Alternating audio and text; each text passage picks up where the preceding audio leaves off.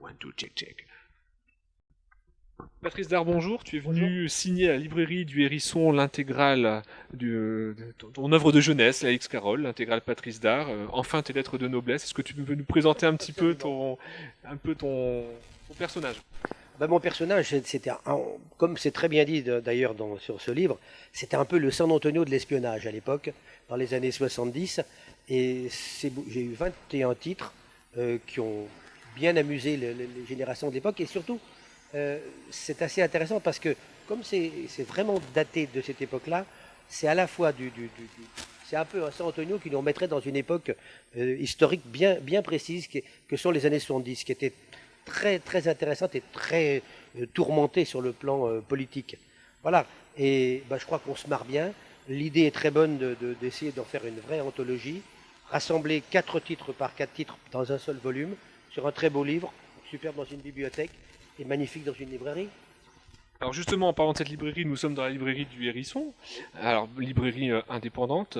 Toi qui justement a sorti X Carroll dans les années 70, dans les années 70, tu as également été directeur de collection aux éditions Fleuve Noir, tu as après ensuite été édité chez Fayard. Est-ce que c'est important pour toi de venir dédicacer, de lancer ce livre dans une petite, on va mettre des guillemets, petite librairie? Est-ce que ça te semble important d'aller soutenir un peu ce genre de commerce? Absolument. Petite librairie, ça veut pas dire librairie qui ne vend rien, hein. Mais c'est vrai, indépendante, voilà. Et puis surtout, c'est des librairies où encore on peut peut-être avoir un conseil de la part du libraire. Oui, moi, je ne vais que dans ces librairies-là, personnellement. Maintenant, ceux qui veulent aller dans les grandes surfaces et autres chaînes, c'est leur problème. Mais je pense qu'il faut vraiment soutenir les petites, les petites librairies, là où on entre, on demande au libraire, vous n'avez pas quelque chose à me conseiller? Nulle part, vous pouvez faire ça ailleurs. Il n'y a que dans des librairies comme celle du Hérisson. Merci Patrice. Est-ce qu'on peut déjà se donner rendez-vous l'année prochaine à la librairie du Hérisson pour la sortie du tome 2 de l'intégrale Patrice Dard? Bah, écoute, je souhaite que le public soit au rendez-vous. Et donc, si le public est au rendez-vous, moi, je serai au rendez-vous ici, à la même heure, dans un an. Rendez-vous est pris, merci beaucoup Patrice. Merci au Hérisson.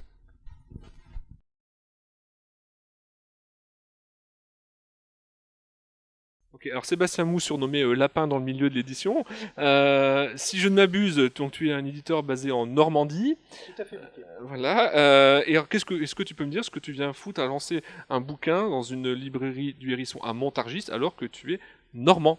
Ouais, bah ça me dérange pas de faire des kilomètres pour des amis. Stéphanie est une libraire indépendante qui m'a soutenu dès la première heure, dès qu'on a voulu sortir le premier embaumeur. Ça a été la première libraire à dire moi j'en prends. Ça a été la première libraire à nous prendre sur les salons.